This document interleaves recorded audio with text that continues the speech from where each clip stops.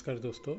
देखिए, आपको आज बहुत ही सिंपल लैंग्वेज में हम लोग आप समझा देते हैं कि what is inflation and how to beat it. कि मतलब इन्फ्लेशन क्या है और किस तरीके से आप जो है इसका सामना कर सकते हैं। जिस तरीके से महंगाई बढ़ती है उस तरीके से हमारा सोर्सिंग जो है वो नहीं बढ़ता है किसी भी चीज़ का, पैसे का या किसी भी चीज़ का या रखे हुए पैसे का, जो भी मान लीजिए हमने एसेट रखा हुआ है, पैसे रखा हुआ है। तो इसीलिए इसको हमेशा कंट्रोल करने के लिए, इन्फ्लेशन को बीट करने के लिए हमेशा समाज में या मार्केट में ये बहस छिड़ा रहता है कि किस तरीके से इसको कंट्रोल किया जाए। तो देखिए, इसको दो एग्जांपल के साथ समझाते हैं। एक तरफ एक अंडे का एग्जांपल है एक का, दूसरी तरफ एक बैंक के स्टॉक का। एक तरफ देखिए 2010 में एक अंडे का जो कीमत था वो ₹1.87 के आसपास था, लगभग ₹1.25 के आसपास समझिए 2010 में। और 2010 में HDFC का एक स्टॉक का कीमत था ₹195। अब ये दोनों ही 2010 की बात है। अब देखिए 2024-25 अभी चल रहा है, तो 2025 में भी 24 में भी लगभग समझिए एक अंडे का जो कीमत है वो ₹7 के एवरेज चल रहा है। और होलसेल की नहीं, ये रिटेल की बात मैं कर रहा हूँ। और एक स्टॉक का देखिए 1750, 1600 से लेके 1750, इसी के बीच में जो है जो स्टॉक का है वो मार्केट घूम रहा है। तो यानी किस तरीके से जो इन्फ्लेशन बढ़ा है और किस तरीके से आप इसको काउंटर कर सकते हैं, ये एक छोटा सा एग्जांपल है। कि देखिए, जो अंडे का कीमत है उसमें तो बढ़ोतरी जो हुआ वो कितना हुआ आपका, लगभग समझिए तो ₹2 डबल हो गया, डबल हो गया लगभग समझिए। तो ₹2 का चीज़ ₹7 बिक रहा है, तो लगभग 3-4 डबल ऐसे ही समझिए।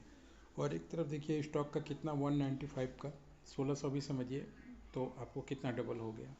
तो इस तरीके से जो है आप बीट कर सकते हैं। अच्छा इंस्ट्रूमेंट अगर आप पकड़ लिए, जैसे मान लीजिए आप बहुत बार लैंड का भी कीमत जो है वो इन्फ्लेशन से ज़्यादा दे जाता है। गोल्ड भी लगभग सिक्योर रहता है, बराबर थोड़ा सा अप एंड डाउन देता है। FD जो है उतना ज़्यादा नहीं दे पाता। स्टॉक्स वगैरह जो क्या है लिक्विड है, अगर मार्केट अच्छा मिल गया, आपका चुनाव अच्छा रहा है स्टॉक्स का, आपने चॉइस अच्छा कर लिया, तो फिर ये बीट दे देता है। ये कुछ एग्जांपल है जिसको आप अपना सकते हैं और अपने जीवन में।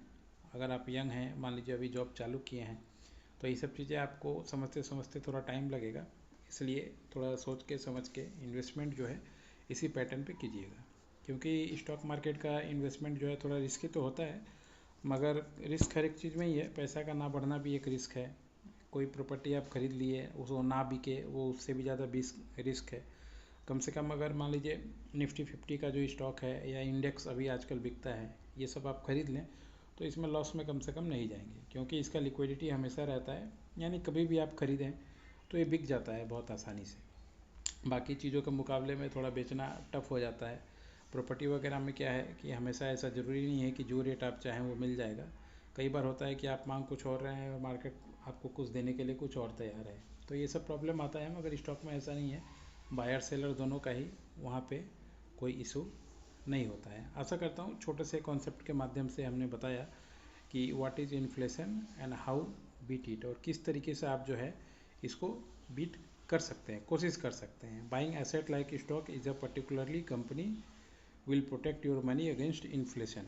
चाहे आप निफ्टी 50 का इंडेक्स खरीद लीजिए या निफ्टी 50 में जो टॉप कंपनियां हैं ऐसा कुछ खरीद लीजिए, तो ये तरीका है कि आप इन्फ्लेशन को हरा सकते हैं। FD में क्या है, हरा नहीं पाएंगे, लगभग दोनों आसपास ही चलेगा, बराबर ही चलता है। आज के लिए इतना ही दोस्तों। इस तरह के वीडियोस जो है हम लोग लाते रहते हैं अपने चैनल पे, ताकि आपको हमेशा कुछ ना कुछ नई जानकारी मिलती